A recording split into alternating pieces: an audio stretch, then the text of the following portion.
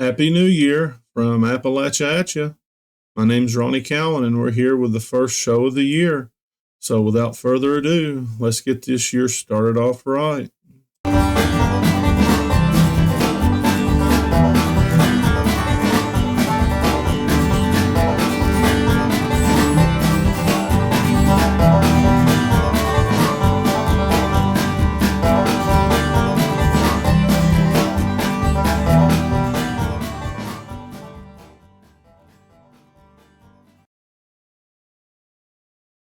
Hello, season's greetings. I hope everyone had happy holidays and starting off right with the new year, new you.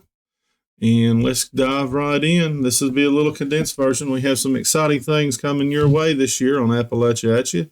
Exciting new guests, talking a variety of topics, and doing some series on hunting and fishing, one of the greatest recreations in the state of Tennessee.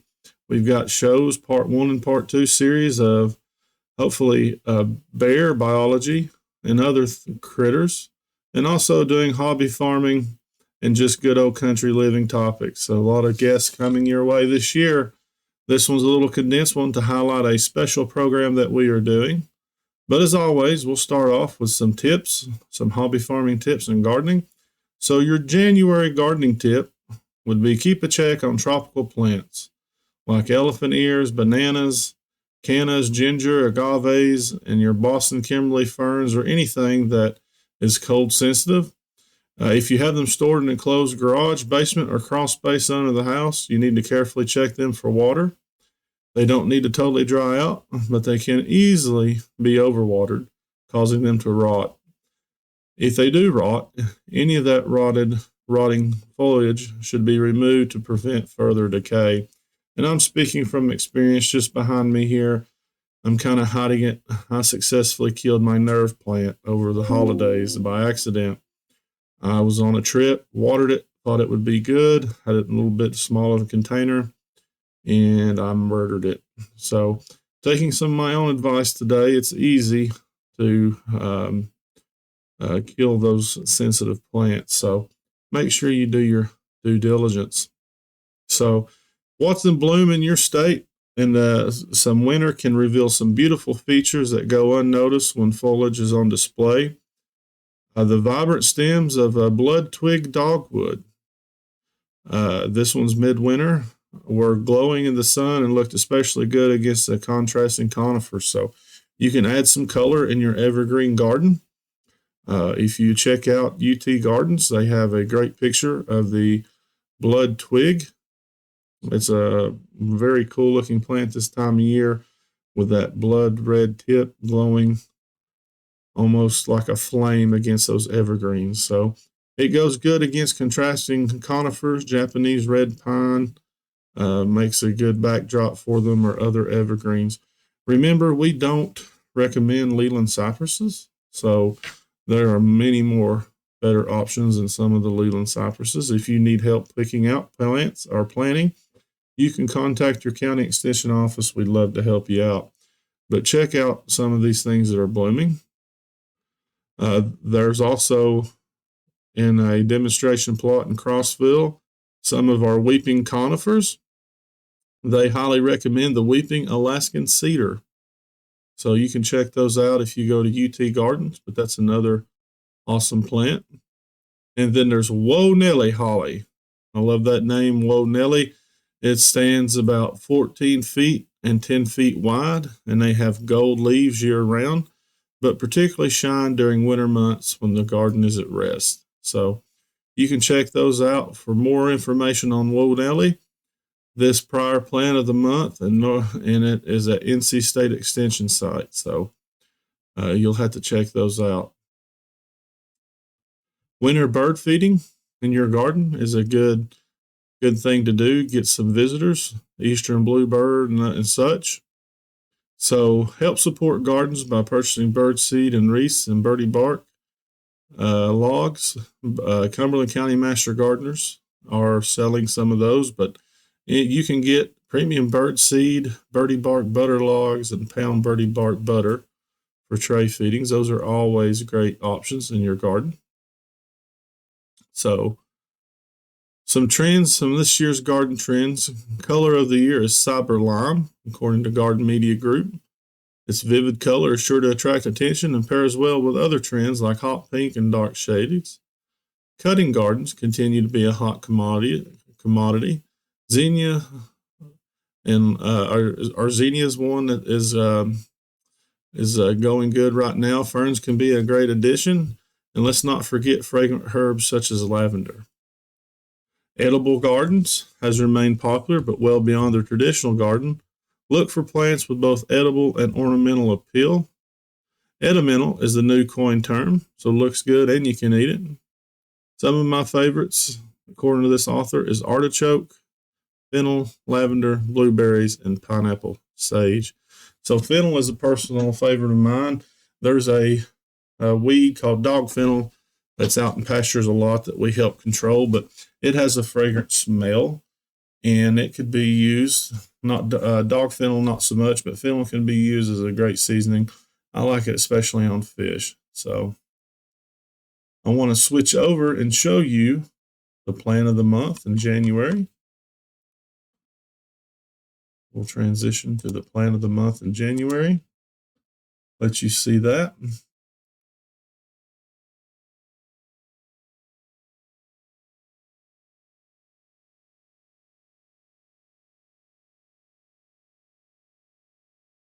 So the plant of the month is the American fringe tree, and it shines all in the spring glory at the UT Gardens. This one's in Jackson. This native tree is a showy plant in the spring, transitions to a graceful green presence when leaves emerge, and female fringe trees even provide fruit for birds. So that is the plant of the month. Check that out. It's a white glow of flowers is soon joined by the emergence of rich green leaves that grow 3 to 8 inches each and bloom more prominent as the flowers fade away. It's a beautiful transition that is well suited for many summer greenery in parks and gardens. Plants are either male or female. The female produces dark blue half-inch and 2/3 olive-shaped fruits that birds relish. Because most American fringe trees on the market are grown from seed and sold before maturity, the best chance of getting fruit, if desired, is to plant 4 or more. If having only flowers is the goal, there are a few male cultivars available, but those can be difficult to find. The tree can be grown as a shrub if pruned correctly. It can grow up to 20 feet with a beautiful light gray bark that looks amazing contrasted with its spring canopy. So that is a plant of the month from UT Gardens, the American fringe tree. I want to really spend some time and talk about our upcoming event in Blount County. So we have this Hunter Harvest class that is going on. It is January the 20th from 9 to 12 p.m. here at my office at the Blount County Extension Office, 1219 MacArthur Road, Maryville, Tennessee. There is a $40 registration, but you'll register for a chance to win a pressure canner and some other prizes. Those other prizes will be cuts of meat. So what we're doing is we're learning about canning venison. So we'll have venison. We'll show you the proper food safety and the techniques to pressure can. If you've never pressure canned before and wish to learn, this is a great intro class to canning. Our family consumer science agent, Mary Beth, will be here giving you tips and making sure that food safety is being followed. So you'll get to learn about the meat cuts, the different cuts that come from deer. You'll get to learn about knife safety and how to prepare that meat for canning. It's personally my favorite way to store venison, to get it out of the freezer. And the cool thing is you can use your frozen meat if you're a successful hunter and you have venison in the freezer and you need to thin that freezer out for upcoming fishing season. Crappie are starting to bite, or if you're going to participate in duck hunting or some other recreational activity where you may need that freezer space, canning is a great option.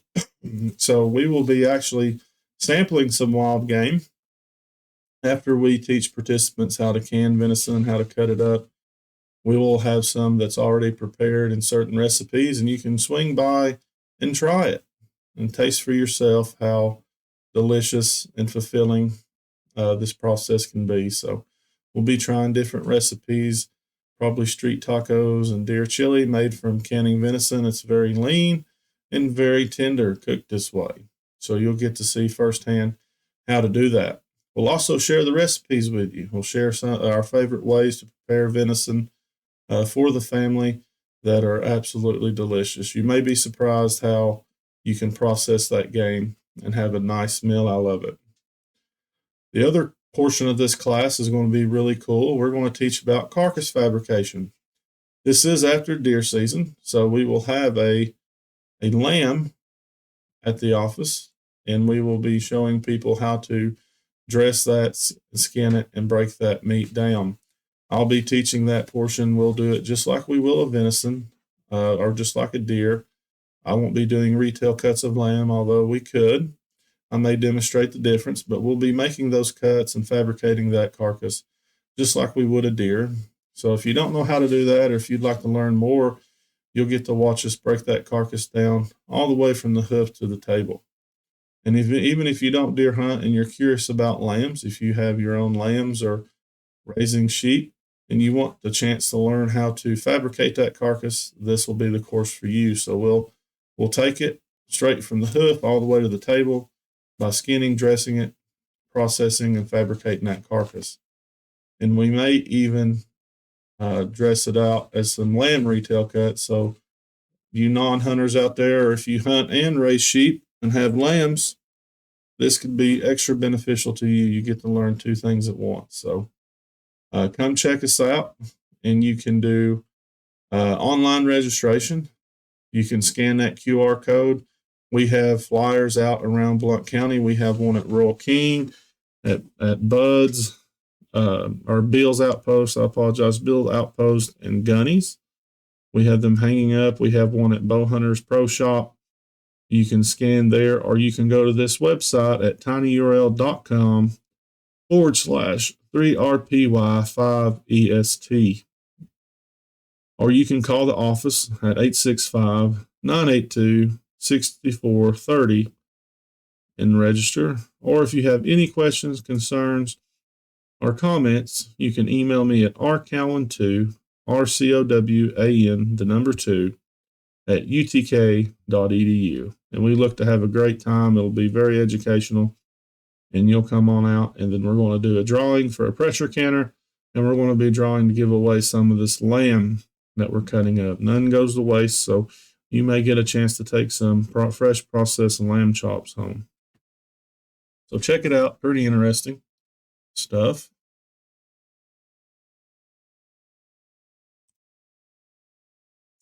So a last topic that I want to talk about in this little condensed mini show is that through the Wildlife Society, we got an alert today about chestnut trees. For y'all that don't know, the American chestnut was one of our great hardwoods back in the early 1900s, 1920s, 1940s. We had a great time enjoying the American chestnut. It was the number one mass-producing tree food. The chestnuts that were produced by this tree provided food for wildlife and both human consumption. And it was excellent wood. You still go through Appalachia, you find many barns still that was made from American chestnut. And they are trying to get that to come back. It is functionally extinct, unfortunately, through a fungus or a blight that was brought by invasive species over. It creates a canker and cuts off circulation to the tree, so they don't survive. Now, you can still go out and you can still find saplings growing off of old root balls and things where they once stand. I've read research that's saying that the American chestnut was once the most prevalent species in our hardwoods, but because of this blight, this disease, it is functionally extinct. So you can go out and about and you can look, and you'll see some saplings growing out of the ground, but they hardly ever reach maturity. So there is a function out there, a nonprofit called the American Chestnut Foundation. It's a nonprofit, and they fund research and suggest that we can bring it back through genetic engineering and they had a college up north that was really trying, and they have been struggling. Through genetic modification, they were injecting these cultivars called Darling 58, and for some reason they have found that it is not as variant or resistant to the disease as once thought. And they're also having trouble with shade competition. So they're finding out that this Darling 58, if you've all been keeping up with your American chestnut, that it is not as shade tolerant of some of the taller trees. So the article says, if you want to check it out, it's the Washington Post, and you can find more information there if you go to the Washington Post, Climate Environmental, the Chestnut Tree Genetic Engineering. They said that there was a mistake, but really they're just trying to get this tree species back. But what they were saying is they would go into their plots, and one chestnut tree would be taller, looking better, and then the others would be stunted or brown curling. And it made them think that either the genetics was in place at the wrong part of the tree, and that the other ones were not being able to compete for sunlight. So just like any of our native trees, sunlight can be an issue in these forested stands. So as succession goes on, you have shade intolerant species like yellow poplar, our state tree, tulip poplar, is what they call a pioneer species that will come on site first as far as a tree goes. And they grow straight up, they're sunlight loving. And as they get older, they're relatively shorter lived trees, and they shade out other tree species. So like oaks are kind of intermediate, and the American beech would be a shade tolerant species, red maple.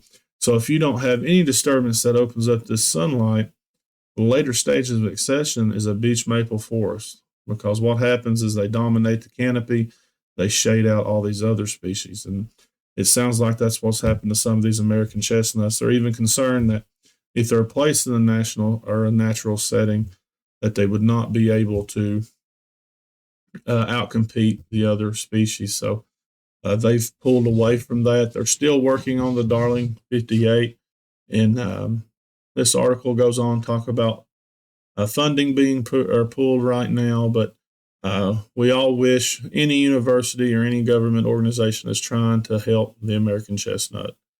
The University of Tennessee, where I was at, has done a lot of research, Dr. Schlarbaum and others, about recreating a genetic makeup of how we can get a very close, I hate to say replica, but a close cultivar of the American chestnut. So there's others that do better, but good luck to all those. We really want to see the American chestnut back in our stand in some way or fashion. So as a woodsman, as a wildlife biologist, or nature lover, we want to see that American chestnut come back. So it's worth a Google search if you are concerned. Just look up American chestnut in the Washington Post or the Wildlife Society, and it talks about some of the concerns.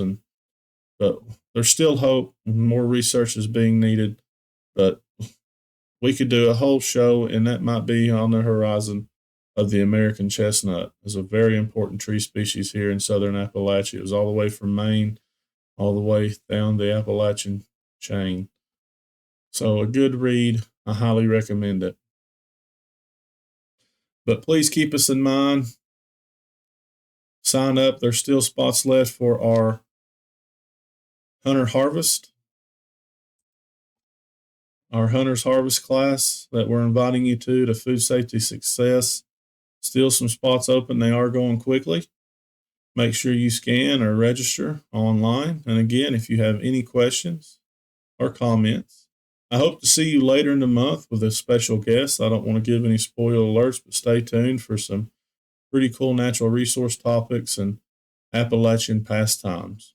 Trying to do some series on these hounds and these dogs that are a great history in the Appalachians, bear biology, bear hunting, and even raccoon hunting. So a lot of these pastimes, an important part of our culture that had molded many families here in southern Appalachia. and the science behind it. But until later this month, I wish everyone Happy New Year's.